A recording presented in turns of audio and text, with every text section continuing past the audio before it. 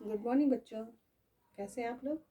अच्छे। तो बच्चों, हम लोग पार्ट 2 तक का रिवीजन कर चुके हैं। अब हमें पार्ट 3 शब्द विचार का जो है रिवीजन करना है। ठीक है, तो पार्ट 3 हमारा है शब्द विचार। तो बच्चों, आपने इसके पहले पढ़ा था वर्ण विचार, यानी कि हम लोगों ने वर्णों के बारे में जाना था। ये है शब्द विचार, यानी कि हमें शब्दों के बारे में जानना है कि शब्द कैसे कैसे होते हैं, किस प्रकार के होते हैं। ठीक है, तो सबसे पहले आपकी पुस्तक में दिया हुआ है कि हम पहले जानते हैं कि शब्द किसे कहते हैं। तो शब्द किसे कहते हैं? तो वर्णों के सार्थक मेल को हम शब्द कहते हैं। जब हम वर्णों को एक सही क्रम में या सही नियम के अनुसार मिलाते हैं और उससे जो शब्द बनता है उसका कोई अर्थ होता है। जो भी हम वर्णों को जोड़ें उसका कोई अर्थ निकले, तब हमारा वो एक शब्द होता है।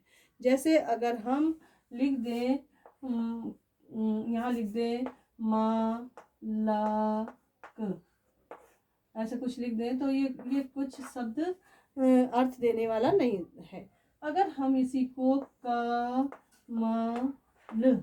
कमल लिख दें तो ये शब्द जो है अर्थ दे रहा है। हम जैसे कमल सुनते हैं वैसे हमारे मन में विचार आता है कि एक फूल है, इस फूल का नाम है एक, ठीक है, और ये पिंक कलर का होता है। ये सारी चीज़ें तुरंत हमारे दिमाग में आती हैं। तो जिसका कोई अर्थ होता है, जो सार्थक मतलब अर्थ देने वाला होता है, उसे हम शब्द कहते हैं। वर्णों के सार्थक मेल को हम शब्द कहते हैं। तो शब्द किसे कहते हैं? वर्णों के सार्थक मेल को हम शब्द कहते हैं। इसके बाद है कि शब्द कितने प्रकार के होते हैं, शब्दों का वर्गीकरण क्या है। आपका लिखा है शब्दों का वर्गीकरण। शब्दों का वर्गीकरण। तो वर्गीकरण का मतलब होता है कि उसको कैसे कैसे बांटा गया है, किस तरह से उनको अलग अलग तरह के बता के उन्हें डिफाइन किया गया है कि शब्द कितने तरह के होते हैं। तो नंबर 1 है आपका स्रोत या उत्पत्ति के आधार पर।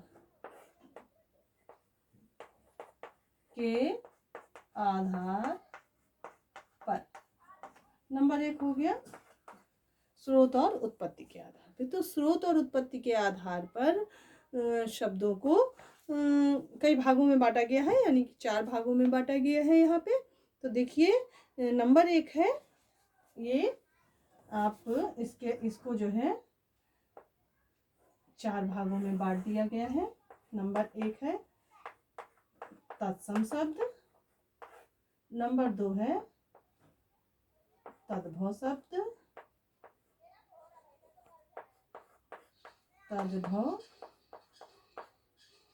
शब्द, और फिर है विदेशी शब्द,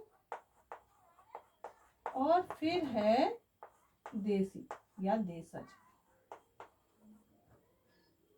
शब्द।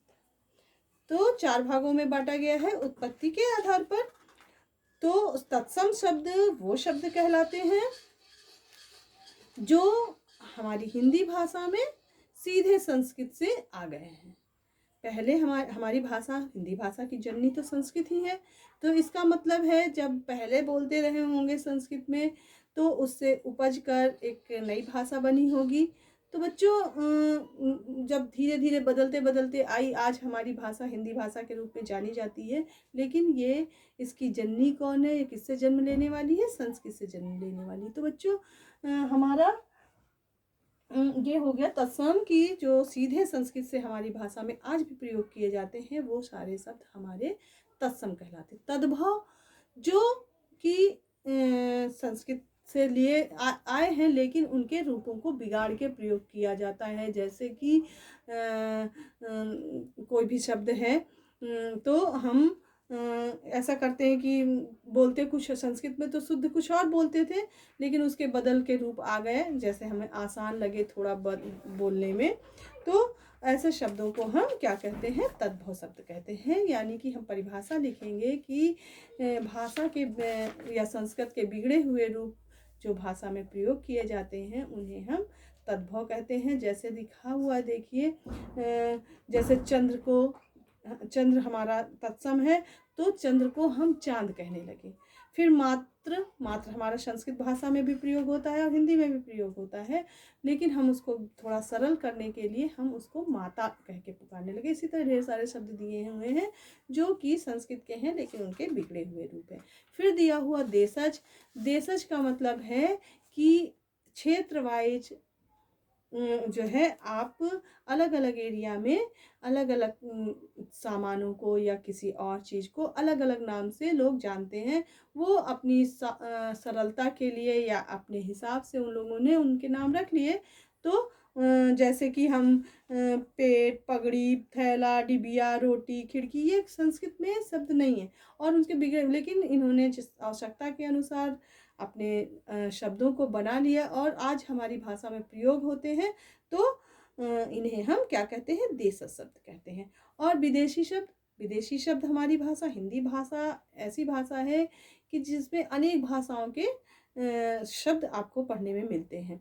तो उसका कारण ये है कि भारत देश पे अनेक विदेशी शासकों का शासन रहा, जिसके कारण पुर्तगाली आए तो पुर्तगाली बोलने लगे, तो सुनते सुनते जो है लोगों के बोलचाल की भाषा में वो शब्द भी प्रयोग होने लगे। तुर्की आए तो तुर्की भाषा आ गई, मुस्लिम आए तो उर्दू, फारसी सारी चीज़ें वो लोग बोलते थे। वैसे तो जब हम वार्तालाप करेंगे किसी से और तो हम एक दूसरे का सीखते हैं, तो वो शब्द धीरे धीरे हमारी भाषा में आ गए। और इसी प्रकार अंग्रेजी के भाषा के शब्द, अंग्रेजों का शासन रहा तो वो लोग हिंदी और इंग्लिश मिक्स करके बोलते रहे। सुन सुन के हम भी बातचीत करते समय उन शब्दों का धीरे धीरे प्रयोग करने लगे और हमारे भाषा में वो भी शब्द समाहित हो गए।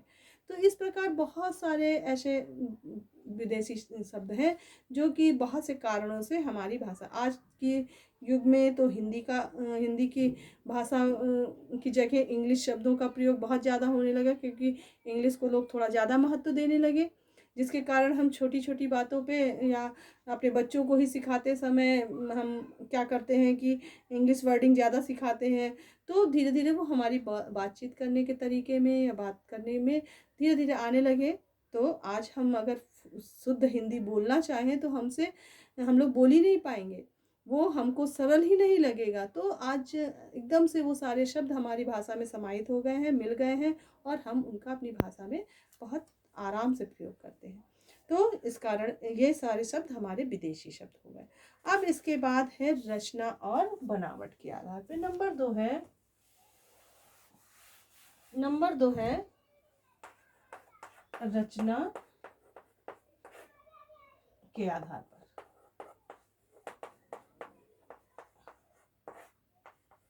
अब रचना के आधार पे जो है इसको 3 भागों में बांटा गया है। नंबर 1 है रूढ़ शब्द, दूसरा है यौगिक शब्द,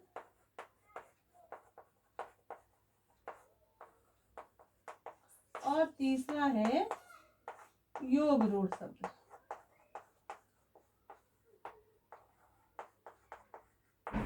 तो रचना के आधार पर कितने भागों में बांटा गया है? 3 भागों में। तो रूढ़ शब्द वो शब्द कहलाते हैं जिनको हम अलग उनके खंड करें और उन खंडों का अलग अलग कोई अर्थ ना निकले, वो हमारे रूढ़ शब्द कहलाते हैं। जैसे कि कमल को अगर हम ऐसे लिख दें क प्लस या कम प्लस ला या क प्लस मल, इस टाइप से लिखेंगे तो इन दोनों खंडों के अलग अलग अर्थ नहीं होंगे। तो जिनके खंड करने पे अलग उनके अर्थ ना निकले उसे हम रूढ़ शब्द कहते हैं। देखिए परिभाषा दी हुई है, ऐसे शब्द जो किसी विशेष अर्थ में प्रयोग होते हैं परंतु उनके खंड का कोई अर्थ नहीं होता है, वो उन्हें हम रूढ़ शब्द कहते हैं। कमल एक विशेष अर्थ के रूप में तो हम जानते हैं कि कमल एक फूल है, लेकिन उसके खंड करने पर उनका अलग अलग खंडों का अर्थ नहीं होता है। इसी प्रकार है यौगिक शब्द। यौगिक शब्द मतलब योग से बना हुआ है, जुड़ा हुआ है, यानी कि इसके खंड होंगे, ये दो खंडों से मिलके या दो शब्दों से मिलके बना हुआ है और उन दोनों शब्दों के अलग अलग अर्थ हैं। ऐसे शब्द जो दो शब्दांशों के मेल से बनते हैं और जो इन शब्दांशों का अर्थ होता है वही उस शब्द का भी अर्थ होता है। जैसे उन्हें हम क्या कहते हैं, यौगिक शब्द कहते हैं। जैसे कि हम लिखते हैं पुस्तकालय, विद्यालय, राजमहल। तो राज प्लस महल, राज मतलब राज्य और महल मतलब राजा का महल। इसी प्रकार अगर हम लिखते हैं पुस्तकालय तो पुस्तक आलय, पुस्तक का घर। इस तरह से हम इन दोनों शब्दों के खंड करने पर दोनों शब्दों के अर्थ हो रहे हैं। तो ये कौन सा शब्द है, यौगिक शब्द है। अब है योग रूढ़ शब्द। योग रूढ़ शब्द क्या होते हैं, कुछ शब्द ऐसे होते हैं जिनमें रूढ़ व यौगिक दोनों प्रकार के शब्दों की विशेषता होती है। अभी आपने रूढ़ पढ़ा और यौगिक पढ़ा, तो ये योग रूढ़ में मतलब दोनों तरह की विशेषताएं होती हैं। अर्थात यौगिक शब्दों के समान उनके खंड किए जा सकते हैं। जैसे यौगिक शब्दों में हम खंड कर सकते हैं, वैसे इसमें भी खंड किए जा सकते हैं। तथा रूढ़ शब्दों के समान इनका एक, जैसे रूढ़ शब्द होते हैं एक विशेष अर्थ तो होता है, लेकिन उसके खंड भी किए जा सकते हैं और खंडों का भी अर्थ होता है। उनका एक विशेष परंपरागत या प्रचलित अर्थ होता है। जैसे पंकज, पंख प्लस जा, तो मतलब क्या होता है, पंख मतलब कीचड़, जा माने जन्म लेने वाला, कीचड़ में जन्म लेने वाला यानी कि कमल। तो अगर कमल कीचड़ में जन्म लेने वाला हम बोले और उसमें कीचड़ में तो कीड़े मकोड़े बहुत सारी चीज़ें भी पैदा होती हैं, तो उनके लिए नहीं होगा। लेकिन हम जब पंकज लिखेंगे, तो पंकज का मतलब है पंख मतलब कीचड़ में जन्म लेने वाला, लेकिन पंकज का अर्थ होता है कमल जैसे ही होता है। पंकज का अर्थ कीड़े मकोड़े नहीं होता है। तो विशेष एक अर्थ देने वाला भी होता है और इनके खंड भी किए जा सकते हैं। इनके खंडों का अर्थ दोनों उपयोग मतलब योग्यता इनमें दो इस शब्द में होती है, तो इसीलिए इन्हें क्या कहते हैं, योग रूढ़ शब्द कहते हैं। तो ये तीन भाग आपके हो गए। इसके बाद आपके पुस्तक में है प्रयोग के आधार पर। तीसरा है प्रयोग के आधार पर।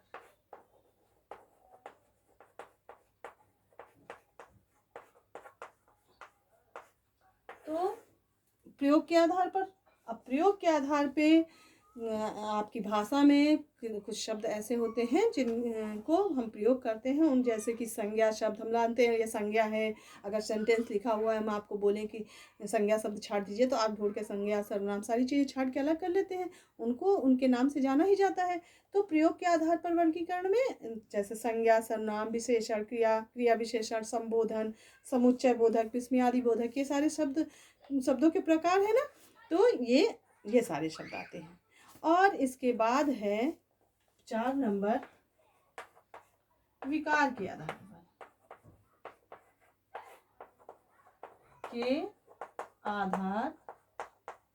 पर। ठीक, अब विकार के आधार पर शब्द भेद। विकार का मतलब है परिवर्तन।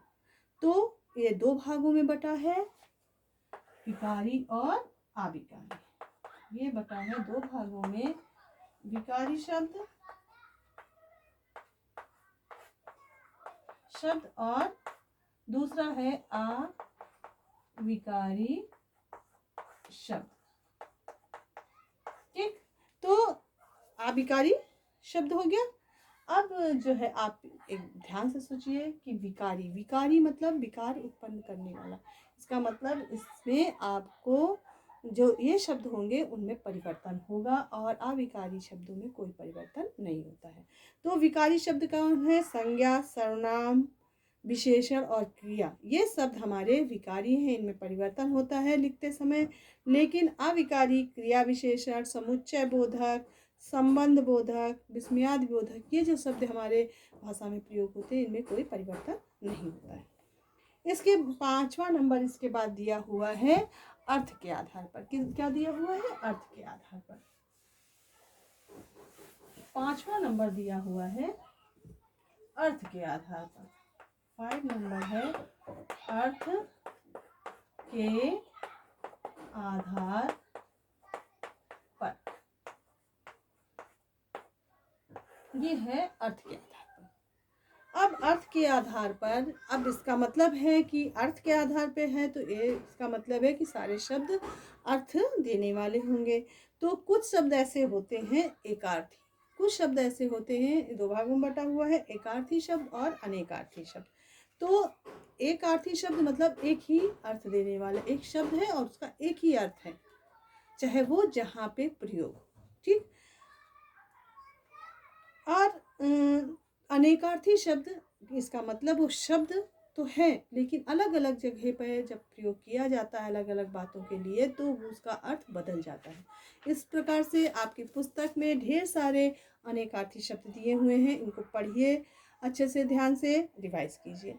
तो इतना सारा शब्द दिया हुआ है, इनमें ऐसा जैसे कि एक दिया हुआ है फल मतलब परिणाम, और दूसरा फल का मतलब होता है खाने वाला फल।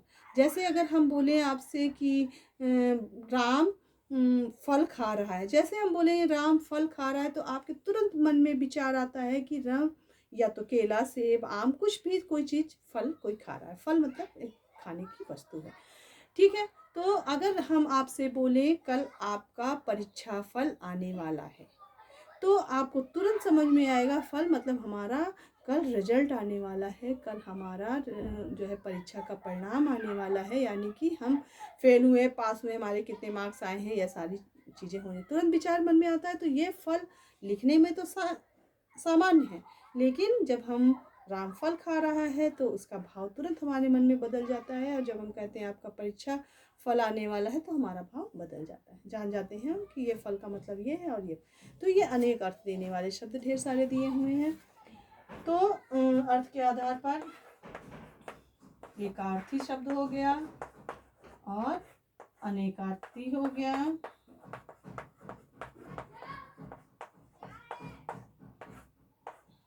अनेकार्थी शब्द और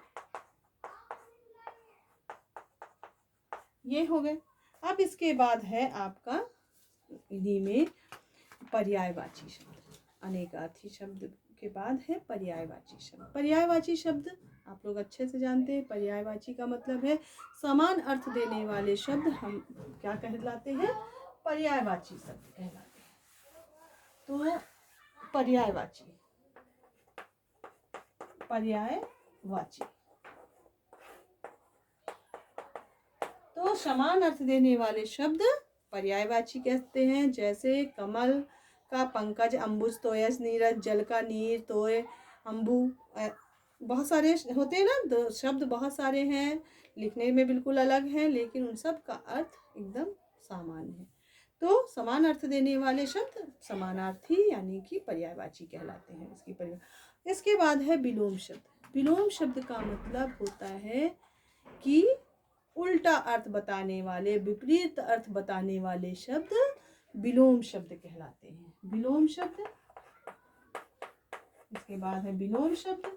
तो शब्दों के उल्टा अर्थ बताने वाले शब्द विलोम शब्द कहलाते हैं। अब इसके बाद आपके पुस्तक में है श्रुति सम भिन्नार्थक शब्द।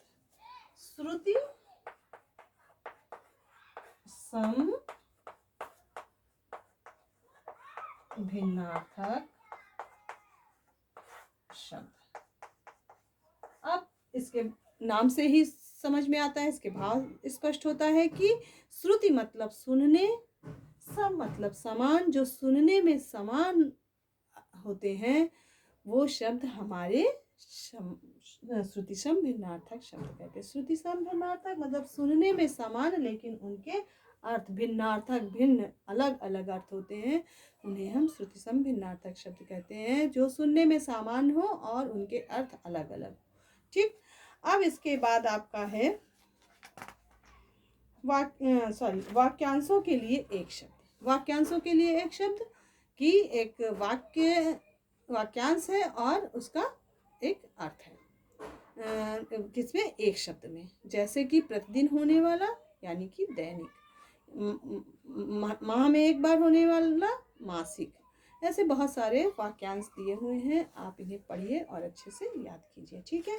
और इसके आगे आपके कुछ अशुद्ध शब्द दिए हुए हैं, उनको शुद्ध करना है। तो ये शुद्ध वर्तनी यानी कि आप लिखते समय जो स्पेलिंग मिस्टेक करते हैं उनको शुद्ध करना जो है वो कहलाता है, क्या कहते हैं, शुद्ध वर्तनी को शुद्ध कीजिए। तो बहुत सारे शब्द दिए हैं, इन्हें अच्छे से पढ़िए और याद कीजिए कि कौन से शब्द में कैसी मात्रा लगती है। तो ठीक है बच्चों, आज के लिए इतना ही। नेक्स्ट डे हम दूसरा लेसन पढ़ेंगे। तब तक के लिए थैंक यू बच्चों।